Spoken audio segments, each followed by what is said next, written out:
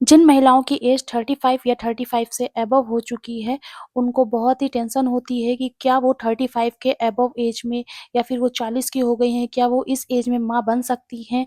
क्या उनका माँ बनना पॉसिबल है या फिर इम्पॉसिबल? तो यह सिर्फ़ एक मिथ है, आइए जानते हैं इस वीडियो में एक्चुअली 30 के बाद क्या होता है? आज हम इस वीडियो में जानेंगे। नमस्ते दोस्तों, मैं डॉक्टर प्रीति, स्वागत है आपका मेरे यूट्यूब चैनल में। आज हम जो टॉपिक है वो है फर्टिलिटी आफ्टर 35। आइए जानते हैं, हम इस बारे में आज बात करेंगे कि जब लेडी या महिला जो है वो 30 साल, 35 साल एक्चुअली होता क्या है उसकी बॉडी में, क्या उसकी साइंटिफिकली बॉडी में चेंजेस आते हैं, तो इस पे हम बात करेंगे। सबसे पहली बात करते हैं ऐज और फर्टिलिटी की, यानी कि ऐज के साथ-साथ फर्टिलिटी में फ़र्क क्या आता है। तो ये आप सभी जानते ही होंगे कि 20 से 30 की एज जो होती है वो मैक्सिमम फर्टिलिटी की होती है। अगर नहीं जानते हैं तो जान लें, 20 से 30 की उम्र जो होती है वो बहुत उस समय पे मैक्सिमम फर्टिलिटी चांसेस होते हैं। जो फीमेल होती है वो बहुत ही फर्टाइल होती है।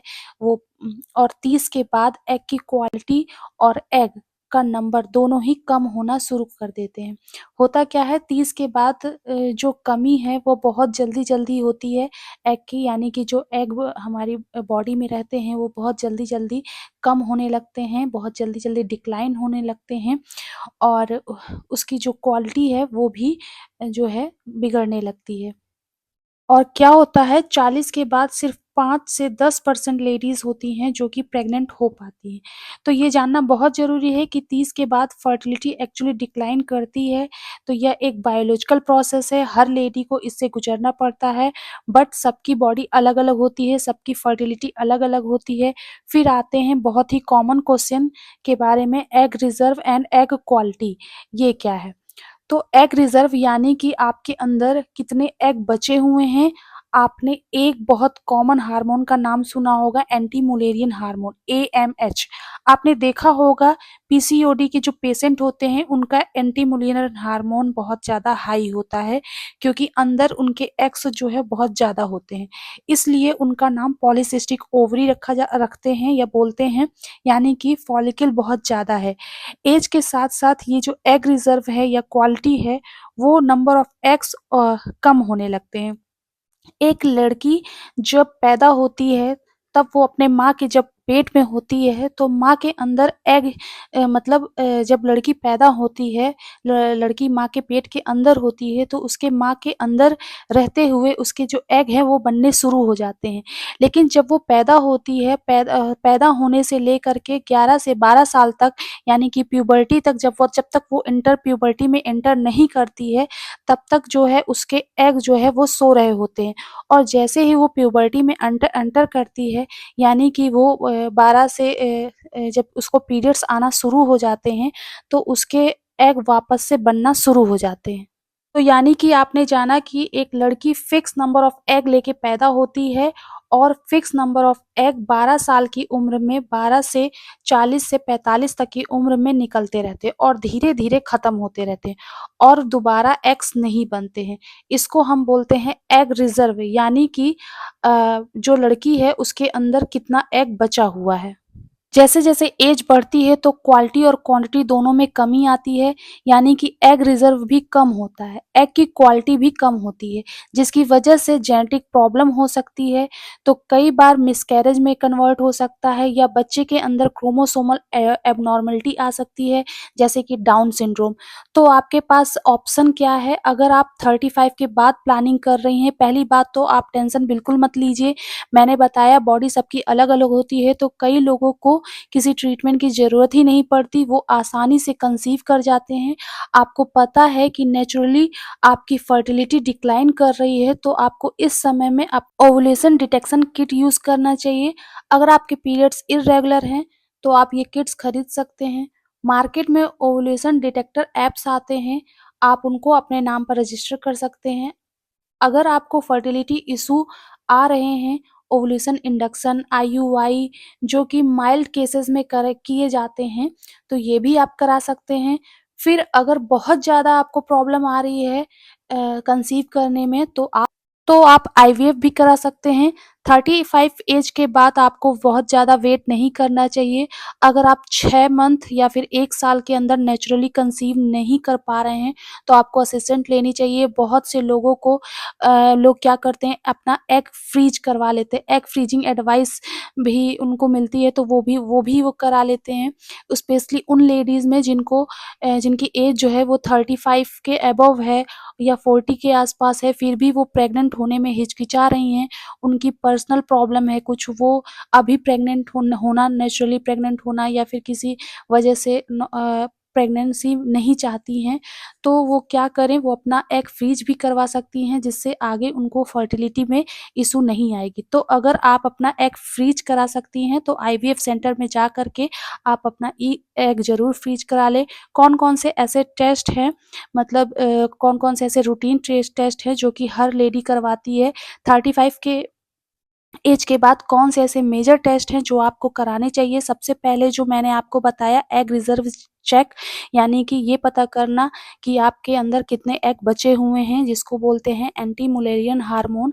अगर ये 1 से ऊपर है, यानी 1 से 5 के बीच में है, तो यानी कि आपकी ऑप्टिमम अभी फर्टिलिटी है।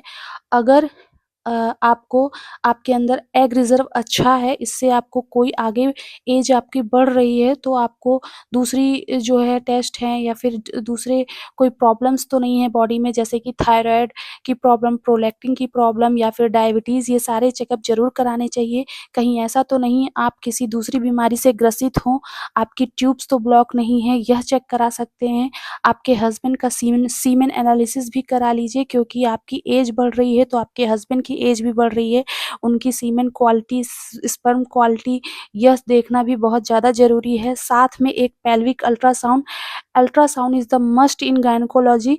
यूट्रस की शेप, यूट्रस का काउंटर और अंदर कोई एब्नॉर्मलिटी तो नहीं है, यह चेकअप भी कराना ज़रूरी है।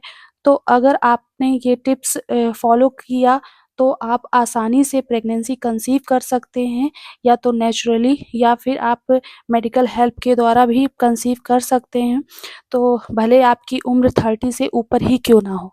अगर आपने अभी तक प्रेगनेंसी प्लान नहीं की है और आप अपनी प्रेगनेंसी को थोड़ा डिले करना चाहते हैं, आप अभी प्रेग्नेंट होना नहीं चाहते हैं, तो आप अपने ये सारे चेकअप करा सकते हैं। बट अगर आप एक नॉर्मली जो कि हेल्दी लाइफ़स्टाइल रखते हैं और सारे एक्सरसाइज़ और मेडिटेशन, ये सारे जो मैंने अभी बताए, वो सारा आप अगर रेगुलर करते हैं, तो आपको आगे भी प्रेगनेंसी होने में प्रॉब्लम नहीं आएगी। तो आप अपना हेल्दी लाइफ़स्टाइल रखिए, हेल्दी खाइए, अपना बीएमआई जो बॉडी मास इंडेक्स है, उसको आपको 18 से 23 के बीच रखना है।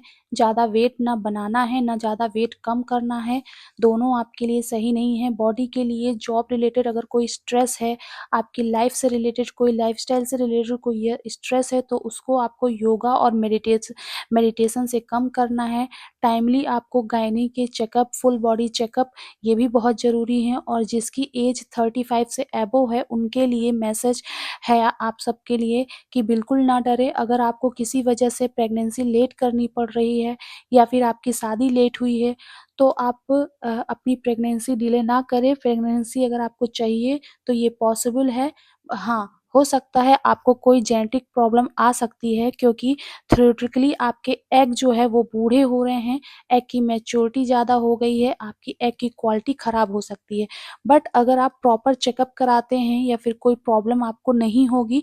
दूसरा क्वेश्चन यह आता है कि आप नॉर्मल डिलीवरी क्या पॉसिबल है इस एज में? नॉर्मल डिलीवरी भी 30 से 35 की एज में यंग बॉडी में होती है। तो उस समय क्या होता है, इलास्टिक टिश्यू अच्छा होता है, धीरे-धीरे वो टिश्यू जो है वो कम होता जाता है, कोलेजन टिश्यू कम होता जाता है, तो कई बार चांसेस ऑफ सिज़ेरियन के बढ़ जाते हैं, क्योंकि वेजाइना में इतनी इलास्टिसिटी उस समय पे नहीं होती।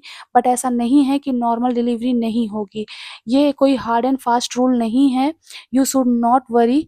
तीसरा क्वेश्चन यह होता है कि क्या एनआईपीटी टेस्ट और एमिनो सिंथेसिस टेस्ट कराना ज़रूरी है। तो ज़रूरी नहीं है, बहुत सारे primary and secondary screening test आ गए हैं मार्केट में, जिससे आपको पता चल जाएगा कि बच्चे में कोई एबनॉर्मेलिटी तो नहीं है। ये भी आप इन टेस्ट के द्वारा भी पता कर सकते हैं। आपको ज़रूरी नहीं है कि आप एनआईपीटी या फिर एमिनो सिंथेसिस करवाएँ। लेकिन अगर आपको डेफ़िनिट आंसर चाहिए कि आपके बच्चे में कोई खराबी तो नहीं है, तो आप एमिनोसेंटेसिस करवा सकते हैं। अदरवाइज़ सीधे आप एमिनोसेंटिस बिना कराए आप बच्चा कंसीव करके बच्चा डिलीवर कर सकते हैं। तो देखा 35 के बाद 40 के बाद अगर आप प्रेगनेंसी प्लान कर रही हैं तो इम्पॉसिबल नहीं है, बट प्रॉपर प्लानिंग के साथ आप प्रॉपर मेडिकल एडवाइस के साथ आपको ये करना पड़ेगा। तो अगर आपके आस-पास कोई 35 के अबव या 35 के की एज या 40 की एज के आस-पास है और वो प्रेगनेंसी प्लान कर रहा है, तो आप उसे इस वीडियो को शेयर कर सकते हैं। उसकी बहुत ही काम आएगी, हेल्प होगी उसकी। और अगर आपका कोई क्वेश्चन है, कोई क्वेरी है, तो आप हमसे कमेंट में पूछ सकते हैं। और अगर आप हमारे चैनल पर नए हैं, तो हमारे चैनल को सब्सक्राइब करिए। वीडियो पसंद आए तो लाइक करिए, शेयर करिए। मिलते हैं अगले वीडियो में, तब तक के लिए धन्यवाद।